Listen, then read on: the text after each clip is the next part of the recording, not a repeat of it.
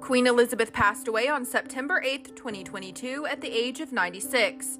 And following her death, Operation London Bridge went into effect. But what exactly is Operation London Bridge? Access Hollywood is breaking down everything you need to know. Operation London Bridge has been a plan that was laid out of what protocols would occur in the United Kingdom following the death of the monarch until the coronation of the next monarch. Per Politico, which obtained documents laying out the plan, things roll into motion once the Queen passes, with a chain of calls being placed to let the Prime Minister, Cabinet Secretary, and other senior ministers and officials know of her death, as well as the Privy Council office. Her private secretary, Sir Edward Young, was meant to be the individual delivering the news, The Guardian reports.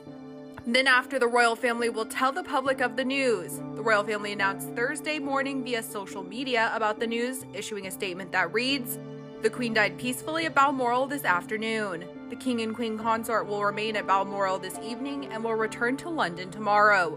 After the announcement, all flags around Whitehall are to be lowered to half-mast, per Politico. The Prime Minister was the first member of the UK government expected to speak out about the death of the Queen. Liz Truss spoke out on Friday, calling Queen Elizabeth's death a huge shock. The death of Her Majesty the Queen is a huge shock to the nation and to the world. Queen Elizabeth II was the rock on which modern Britain was built. Our country has grown and flourished under her reign. Britain is the great country it is today because of her. There will be a gun salute that will take place at all saluting stations, as well as a minute of silence in the Queen's memory held across the UK. King Charles III is expected to eventually deliver a broadcast to the UK on Friday about the news as well.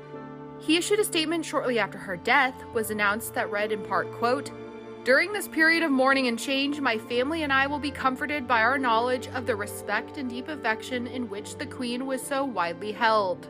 There was reportedly a plan set into place if the Queen were to pass away in Scotland, which is where she had been residing prior to her death in Balmoral. People reports Operation Unicorn would go into effect if this was the case, where Scottish Parliament would be immediately suspended, and the Queen would be transported back to Holyrood House, then to St. Giles Cathedral, before her body would be taken to London via the royal train.